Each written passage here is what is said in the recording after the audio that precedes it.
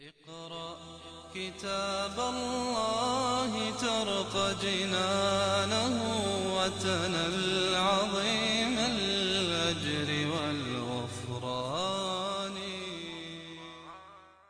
بسم الله الرحمن الرحيم. الحمد لله رب العالمين، والصلاة والسلام على سيدنا ونبينا محمد وعلى آله وصحبه أجمعين. سبحانك لا علم لنا إلا ما علمتنا إنك أنت العليم الحكيم. رب اشرح لي صدري ويسر لي أمري واحلل عقدة من لساني يفقه قولي وقل رب زدني علما. اللهم علمنا ما ينفعنا وانفعنا بما علمتنا وزدنا علما. اللهم لا سهل إلا ما جعلته سهلا وأنت تجعل الحزن إذا شئت سهلا. أما بعد، قال الله سبحانه وتعالى: سبح اسم ربك الأعلى.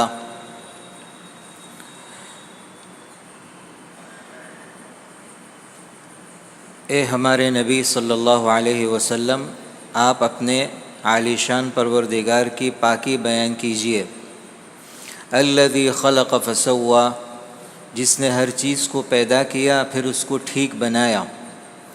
والذی قدر فہدی، اور وہ ذات جس نے ہر چیز کے لیے ایک اندازہ مقرر کیا پھر اس اندازے کی طرف اس کی رہنمائی بھی کی. والذی قدر فہدی والذی اخرج المرعى، اور وہ ذات پاک جس نے زمین سے چارہ نکالا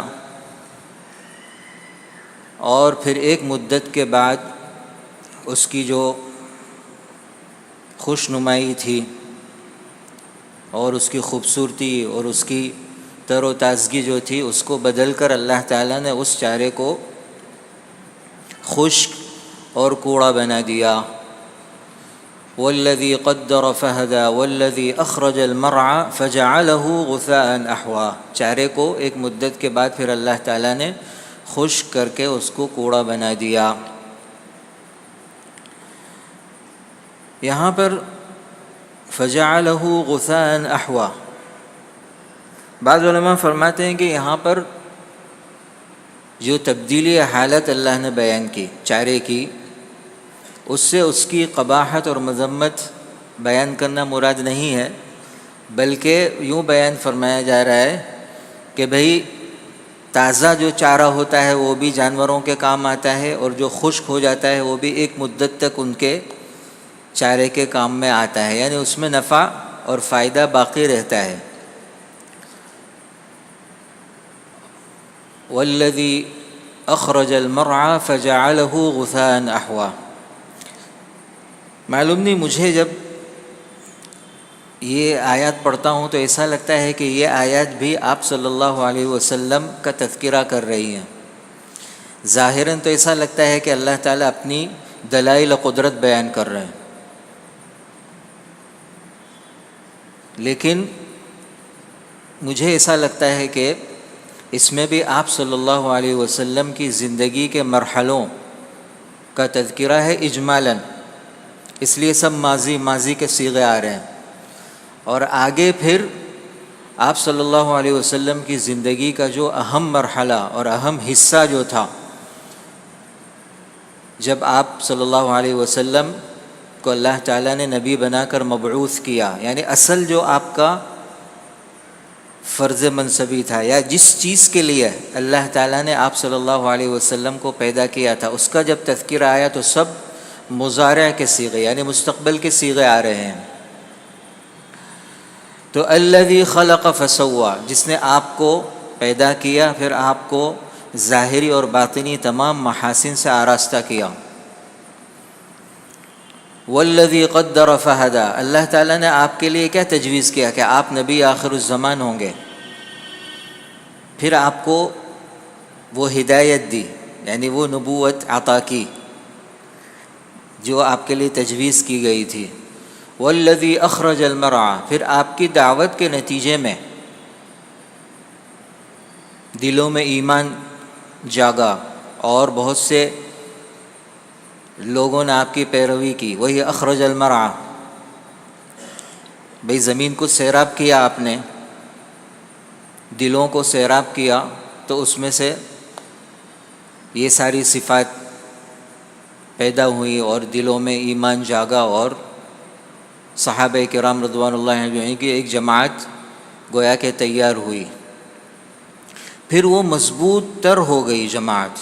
فجعلہ غثاء احوا. غثاء احوا کا ترجمہ بعض علماء فرماتے ہیں کہ پھر اس سبزے کو یا اس درختوں کو یا جو زمین سے جو چیزیں پیدا ہوئی ان کو اللہ تعالیٰ نے اور مزید گھنی کر دی.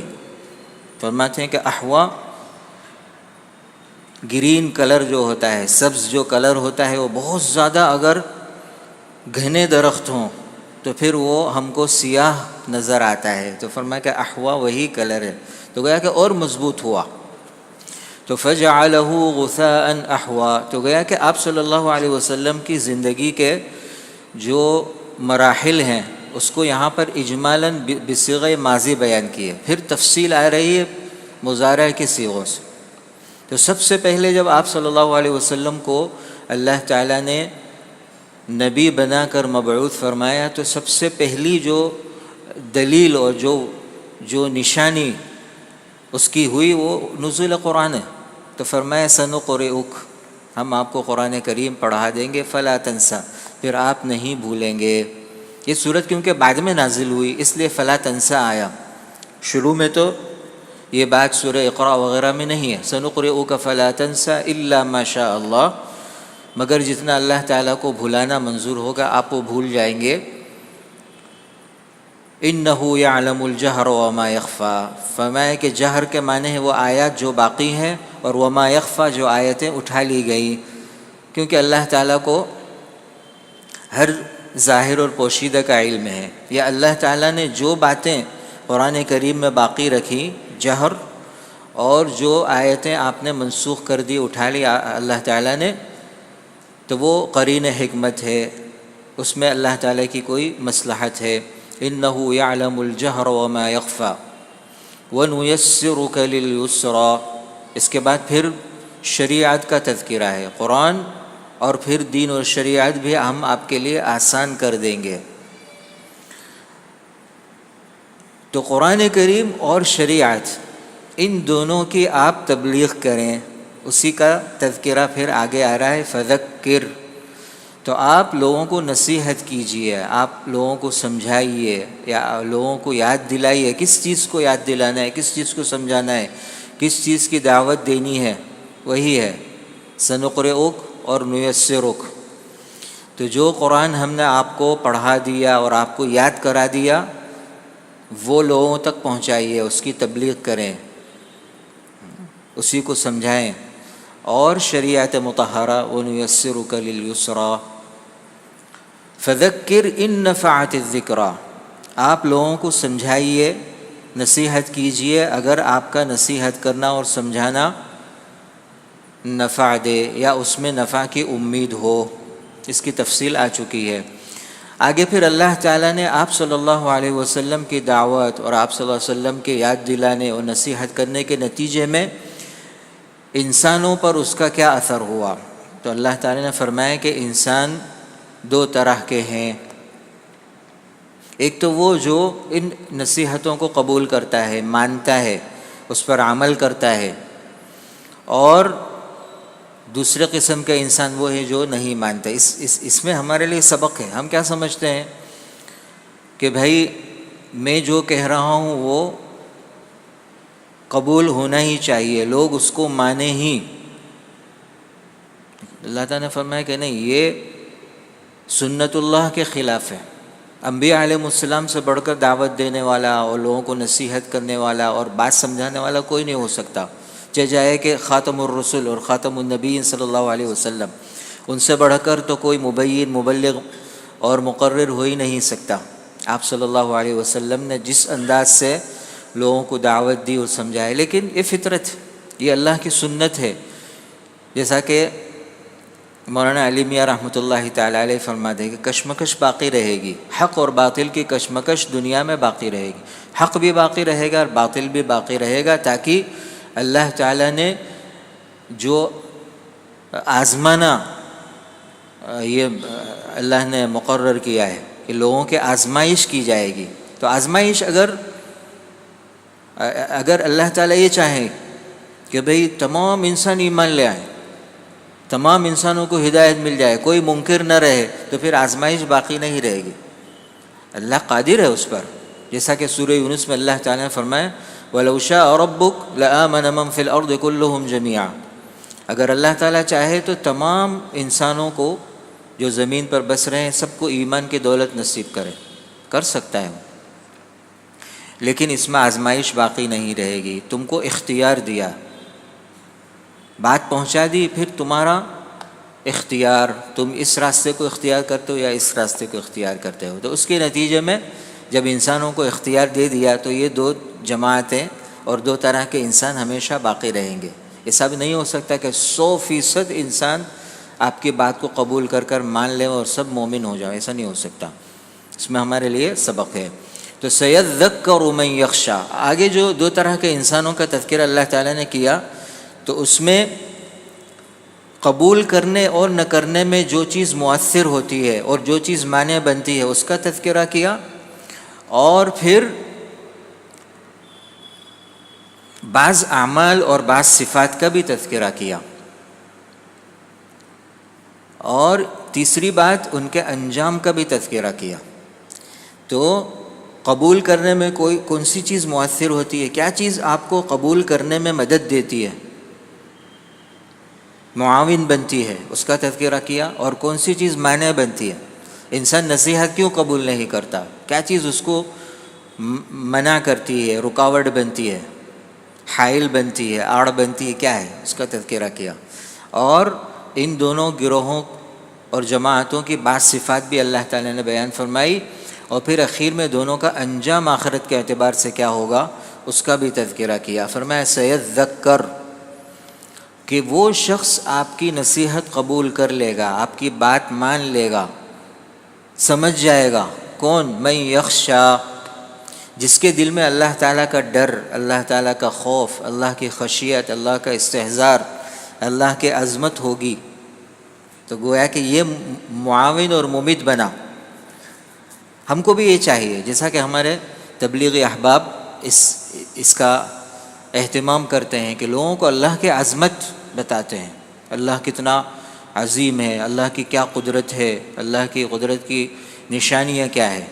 کیونکہ دل میں جب اللہ کی عظمت آ جائے گی، خشیت آ جائے گی، خود بخود انسان اللہ کا مطیع اور فرما بردار بن جائے گا. زبردستی کھینچ کر اگر ہم کچھ دیر کے لیے انسانوں کو اپنے تابع بنا لیں تو بہت دیر تک وہ بات باقی نہیں رہتی. اور چند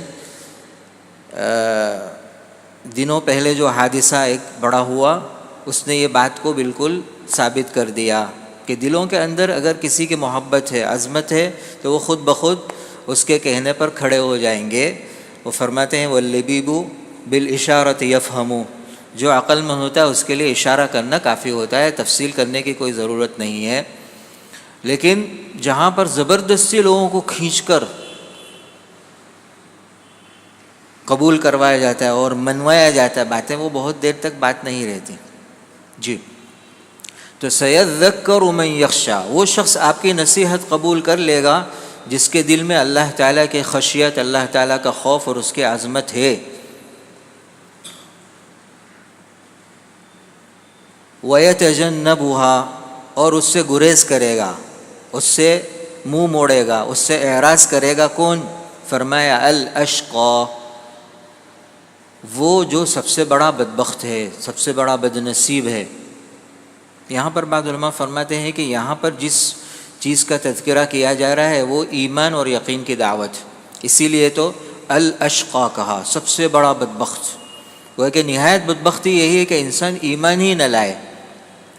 یہاں پر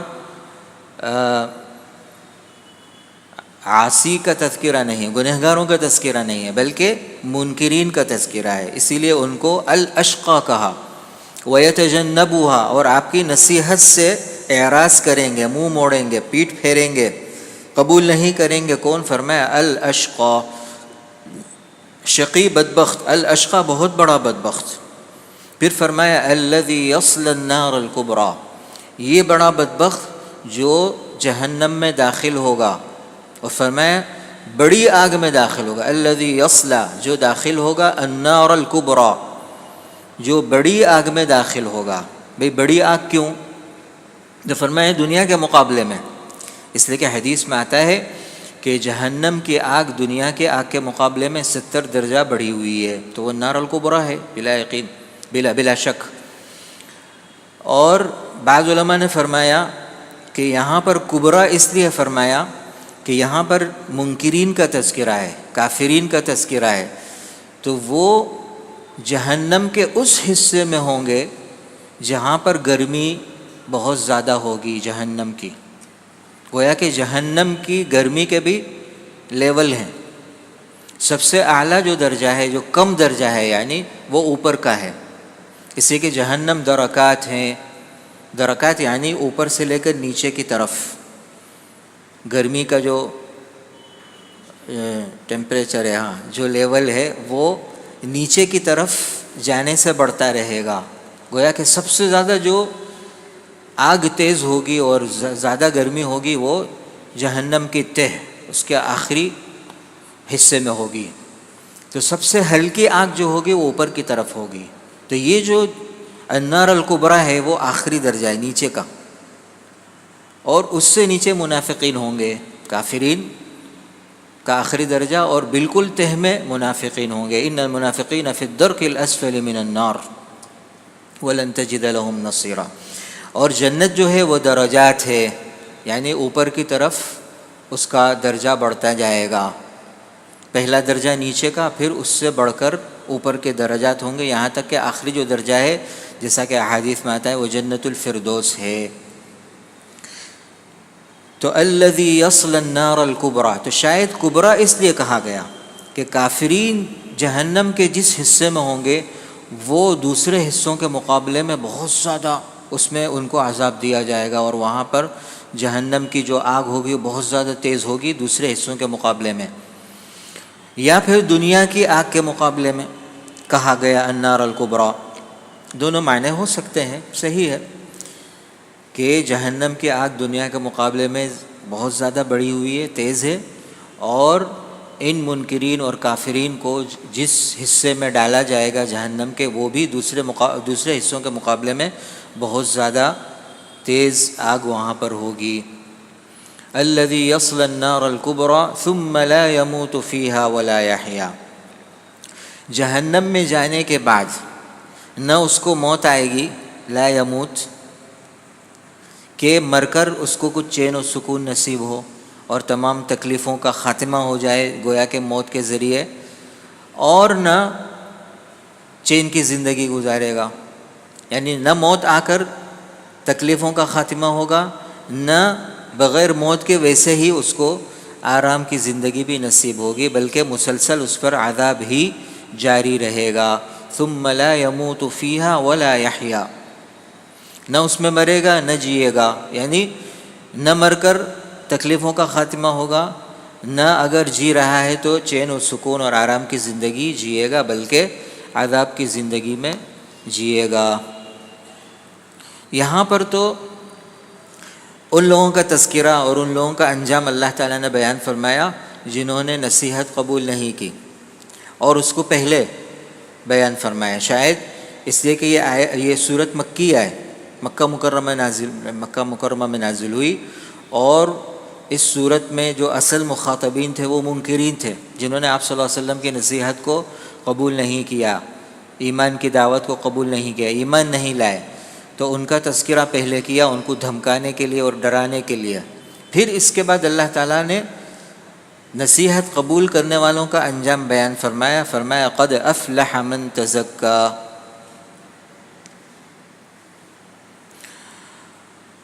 یقیناً مراد کو پہنچ گیا یا کامیاب ہو گیا وہ شخص جس نے تزکیہ حاصل کیا، یعنی جس نے اپنے ظاہر اور باطن کو پاکیزہ بنا لیا، تمام ظاہری اور باطنی گندگیوں سے اور آلودگیوں سے اپنے آپ کو پاک کر لیا۔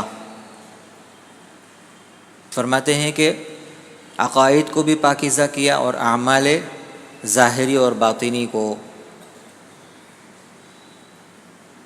قد افلح من تزکا، تو بامراد ہوا وہ شخص جس نے اپنا تزکیہ کیا، یعنی ظاہری اور باطنی ہر قسم کی پاکی اس نے حاصل کر لی۔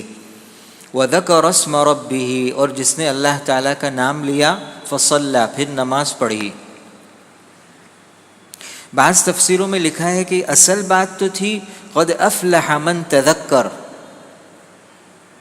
اس سے کہ جس نے نصیحت حاصل کی وہ تذکر، جس نے یعنی نصیحت قبول کی اس کو متذکر کہا جائے گا۔ تو اصل بات تو نصیحت قبول کرنے والے اور نہ قبول کرنے والوں کی ہے، تو یہاں پر اصل بات تو ہے قد افلح من تذکر، لیکن فرماتے ہیں کہ اللہ تعالیٰ نے تذکر کے بعد جو صفات ہونی چاہیے انسان کے اندر اس کا تذکرہ کیا، گویا کہ اس طرف اشارہ کیا کہ یہ باتیں مطلوب ہیں، خالی یوں کہہ دینا کہ قبول ہے اور پھر اس کا کوئی اثر تم پر ظاہر نہ ہو تو پھر اس کا کوئی مطلب ہی نہیں ہے۔ تو تذکر کے بعد جو صفات تمہارے اندر آنی چاہیے، یعنی جو اثر اس کا مترتب ہونا چاہیے، اس کا تذکرہ کیا، اس بات کی طرف اشارہ کرنے کے لیے کہ یہ حاصل کرو۔ تو فرمایا تزکیہ، ظاہری اور باطنی ہر قسم کی پاکی حاصل ہو، اور ذکر کا بھی اہتمام ہو، اور نماز کا اہتمام۔ شاید بعض چیزوں کا تذکرہ اس لیے کیا گیا کہ یہ جیسا کہ میں نے کہا کہ بھئی یہ سورت مکہ مکرمہ میں نازل ہوئی، تو بہت سارے احکام شریعت اس میں مذکور نہیں ہیں، اس سے کہ وہ ساری چیزیں ابھی تک نازل نہیں ہوئی تھی، شریعت میں نازل نہیں ہوئی تھی۔ نماز کا حکم آیا تھا، اور عموماً جو ظاہری اور باطنی پاکیزگی حاصل کرنی چاہیے، اخلاق، اچھے اخلاق اور یہ سب چیزیں، یہ تو کیونکہ تمام شرائع میں یہ چیزیں موجود تھی، تو وہ تو شروع ہی سے اس کا حکم گویا کہ دیا گیا تھا۔ قد افلح من تزکا وذکر اسم ربہ فصلی۔ بعض تفسیروں میں آتا ہے، اور یہ بات حضرت ابو سعید خدری رضی اللہ تعالیٰ عنہ کی طرف بھی منسوب ہے، کہ یہاں پر فصلی سے مراد عید کی نماز ہے، عید کی نماز مراد ہے فصلی۔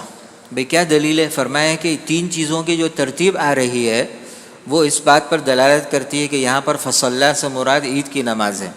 فرمایا تزکا سے مراد زکوٰۃ فطر ادا کرنا، فطرہ جو ہم دیتے ہیں رمضان کے اخیر میں اس کو زکوٰۃ الفطر بولتے ہیں، تو فرمایا کہ تزکا سے مراد وہ شخص جس نے زکوٰۃ فطر ادا کی۔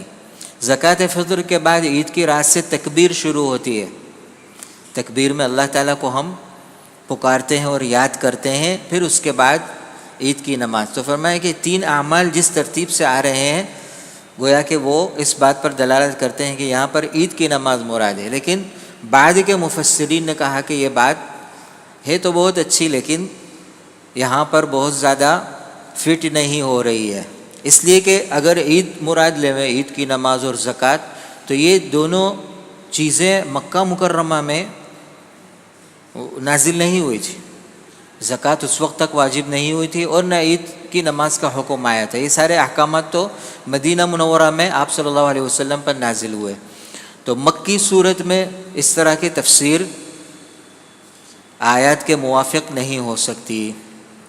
ایک بہت اچھی بات کتابوں میں لکھی ہے، فرمایا کہ قد افلح، کامیاب ہو گیا، مراد کو پہنچ گیا وہ شخص جس میں تین باتیں ہوں، تزکیہ ہو، اللہ تعالیٰ کا ذکر ہو، اور نماز۔ تو فرمایا کہ یہ تینوں سے انسان فلاح کو پہنچتا ہے، اور ان میں سے ہر ایک چیز کا تعلق انسان کے بدن سے ہے۔ انسان کے بدن میں ویسے تو تمام اعضاء ضروری ہوتے ہیں، لیکن مین جو اعضاء ہیں وہ دل ہے اور زبان ہے، اور پھر تیسرے درجے میں بقیہ اعضاء۔ مین جو اعضاء بدنیہ ہے نا وہ قلب پہلے درجے میں، پھر اس کے بعد انسان کی زبان، اور پھر باقی اعضاء کا ایک ہی درجہ ہے۔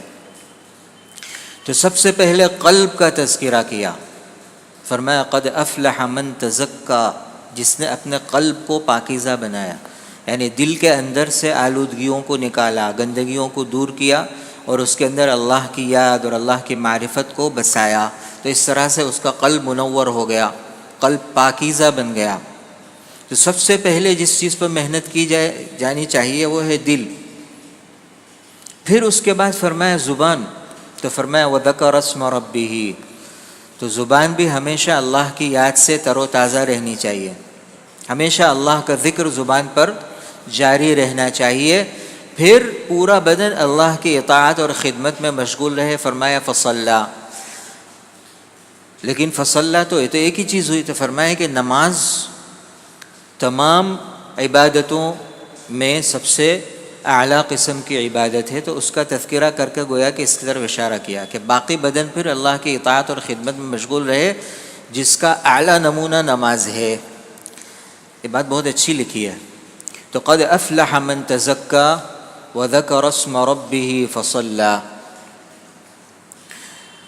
پھر اس کے بعد دوبارہ بات لوٹ رہی ہے ان لوگوں کی طرف جو منکرین تھے، جنہوں نے نصیحت قبول نہیں کی۔ تو کیا چیز مانع بنی؟ کیا چیز نے ان کو نصیحت قبول کرنے سے منع کیا اور روکا؟ تو فرمایا دنیا کے محبت، دنیا کو آخرت کے مقابلے میں ترجیح دینا، اسی کو اپنا مطمع نظر بنانا، اسی کے لیے تمام کوششیں کرنا، سارا وقت اسی کے کمانے میں صرف کرنا اور آخرت کو بھول جانا، اس کے لیے کوئی محنت نہیں۔ تو فرمایا یہ چیز تم کو نصیحت کرنے میں مانع بنے گی، نصیحت قبول کرنے میں مانع بنے گی۔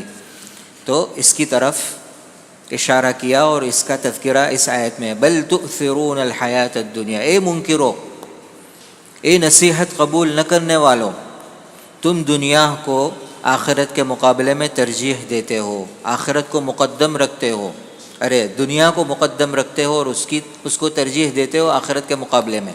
بل تؤثرون، ایثار کے معنی ہے کسی چیز کو کسی چیز پر ترجیح دینا، اس کو آگے بڑھانا، اس کا درجہ اس کے مقابلے میں اونچا کرنا، اس کو زیادہ پسند کرنا، یہ ہے ترجیح۔ تو تم دنیا کو آخرت کے مقابلے میں ترجیح دیتے ہو، اس کو زیادہ پسند کرتے ہو دنیا کو۔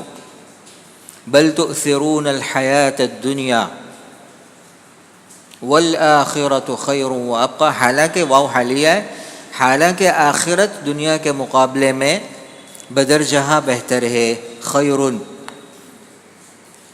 وابقی، اور اس سے زیادہ پائیدار ہے اور سدا رہنے والی ہے۔ دنیا تو فانی ہے لیکن آخرت ہمیشہ باقی رہنے والی چیز ہے۔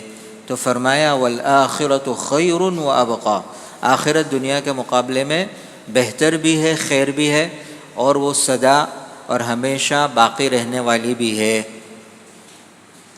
اس کے بعد اللہ تعالیٰ نے فرمایا ان ھذا لفی الصحف الاولی، یہ جو باتیں اس صورت میں مذکور ہیں، چاہے تمام باتیں جو صورت کے شروع سے لے کر یہاں تک ہوئی، یا پھر بعض علماء فرماتے ہیں کہ ان ھذا،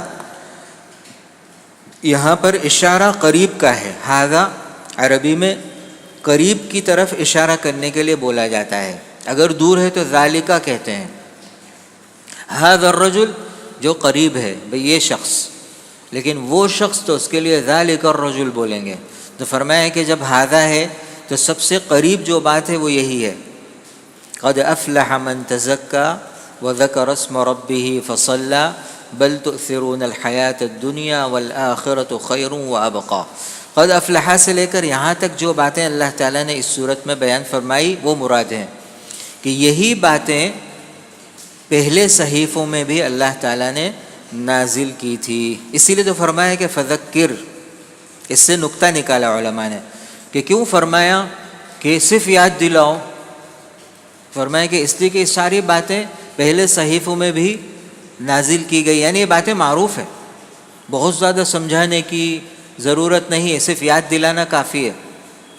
جب یہ باتیں مذکور ہیں تو پھر یاد دلانا کافی ہے، اس کی وضاحت کرنا، بہت تشریح کرنا،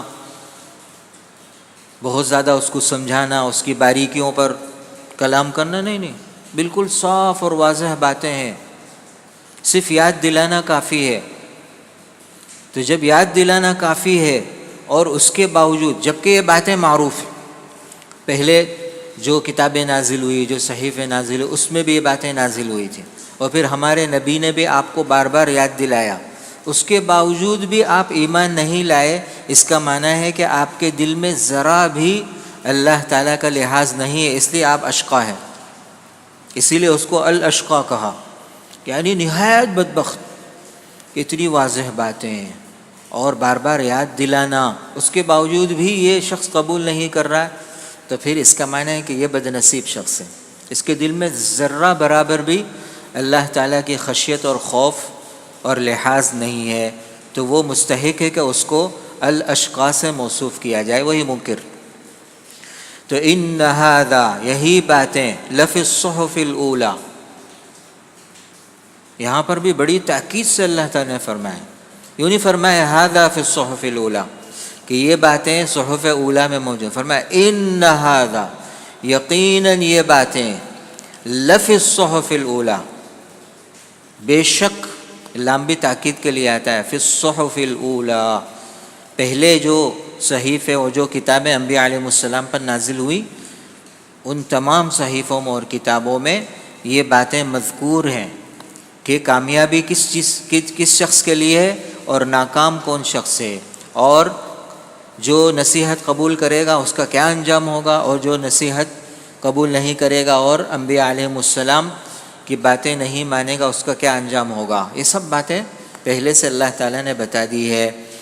اور خصوصاً فرمایا صحف ابراہیم و موسیٰ، ابراہیم علیہ السلام پر جو صحیفے نازل کیے اللہ تعالیٰ نے، اس میں بھی یہ باتیں مذکور تھیں، اور موسیٰ علیہ السلام پر تورات کے علاوہ جو صحیفے نازل ہوئے اس میں بھی اللہ تعالیٰ نے یہ تمام باتیں ذکر کی تھی۔ تو یہاں پر آپ صلی اللہ علیہ وسلم کو فرائض منصبی بتائے گئے کہ آپ کا کام کیا ہے، فرمایا فذکر، آپ کا کام یہی ہے کہ لوگوں کو بار بار نصیحت کیجئے، لوگوں کو دعوت دیجئے، ایمان و یقین کی باتیں ان کے سامنے بیان کیجئے، لوگوں کو دین کی طرف بلائیے، یہی آپ کا کام ہے۔ اور اس کے نتیجے میں بعض لوگ آپ کی نصیحت قبول کریں گے تو وہ کامیاب ہوں گے اور مراد کو پہنچیں گے اور آخرت میں ان کا انجام بہتر ہوگا، اور جو لوگ آپ صلی اللہ علیہ وسلم کی نصیحت نہیں قبول کریں گے تو ان کا انجام بہت برا ہوگا۔ یہ ہے تقریباً اہم باتیں اس صورت میں جو اللہ تعالیٰ نے بیان فرمائی۔ واللہ اعلم بالصواب، وعلم اتم واحکم۔ بعض لوگ فرماتے ہیں کہ تذکیر اور تبلیغ میں فرق ہے، اور بعض لوگ پھر اللہ ان کو معاف فرمائے تبلیغی جو ہماری جماعت ہے اس پر بھی یوں کہتے ہیں کہ یہ جماعت التذکیر ہے نہ کہ جماعت التبلیغ، اور خواہ فرق یوں بیان فرماتے ہیں یا بیان کرتے ہیں کہ تبلیغ کے معنی ہیں نہ ماننے والوں تک بات کو پہنچانا، اور تذکیر ماننے والوں کو سمجھانا اور ان کو یاد دلانا۔ لیکن اگر ہم قرآن کریم کی آیات اور احادیث میں غور کریں تو یہ فرق صحیح نہیں ہے۔ تبلیغ بھی غیروں کو بھی کی جاتی ہے اور مومنین کو بھی کی جاتی ہے، ایسا نہیں کہ تبلیغ خاص ہے غیروں کے لیے اور تذکیر مومنین کے لیے ہے۔ بہت سی احادیث اور بہت سی آیات اس پر دلالت کرتی ہے۔ اللہ تعالیٰ فرماتے ہیں یا ایھا الرسول بلغ ما انزل الیک من ربک، جو کچھ ہم نے آپ پر نازل کیا اس کی تبلیغ کیجیے۔ آپ صلی اللہ علیہ وسلم نے قرآن کریم کی تلاوت کس کے سامنے کی؟ صرف غیروں کے سامنے کی، انہی کو قرآن یا انہی تک قرآن پہنچایا نہیں، صحابہ کرام کو بھی پڑھایا۔ تو بلغ ما انزل الیک من ربک، جو کچھ قرآن نازل ہوا ہے، جو کچھ شریعت نازل ہوئی، جو کچھ احکامات ہماری طرف سے نازل ہوئے اس کی تبلیغ کیجیے۔ تو آپ صلی اللہ علیہ وسلم جو کچھ صحابہ کو پڑھایا یا سکھایا یا ان تک پہنچایا وہ بھی تبلیغ ہے قرآن کے نص سے، یعنی قرآن کے جو الفاظ ہیں وہ صراحت اس کی کرتے ہیں۔ اسی طرح حجۃ الوداع میں آپ صلی اللہ علیہ وسلم نے جب خطبہ دیا تو کیا فرمایا؟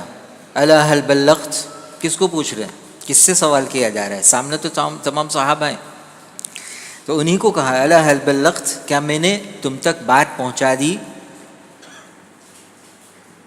تو فرمایا بلا یا رسول اللہ، قال اللہم فاشہد، اے اللہ تو گواہ ہے کہ میں نے دین ان تک پہنچا دیا. تو وہاں پر بھی تبلیغ کا لفظ آپ صلی اللہ علیہ وسلم نے استعمال. یوں نہیں کہا کہ الا هل ذکرت. اگر فرق ہوتا تو فرماتے کہ بھئی زندگی بھر ان کو تو میں سمجھاتا رہا, ان تک تو بات پہنچ گئی ہے, تو اب یہ جماعت التذکیر ہے. نہیں, یہ سب خواہ کی باتیں ہیں. تبلیغ اہل ایمان کے لیے بھی ہوتی ہے اور غیروں کے لیے بھی ہو. تبلیغ کے معنی بات پہنچانا, یعنی لغوی معنی بھی اس بات پر دلالت کرتا ہے کہ بات پہنچانے کو تبلیغ کہتے ہیں. تو بات ماننے والے تک بھی پہنچائی جاتی ہے اور غیر کی طرف بھی پہنچائی جاتی ہے. تو یہ بات صحیح نہیں ہے. سبحانک اللہم و بحمدک و تبارک اسمک و تعالی جدک و لا الہ غیرک.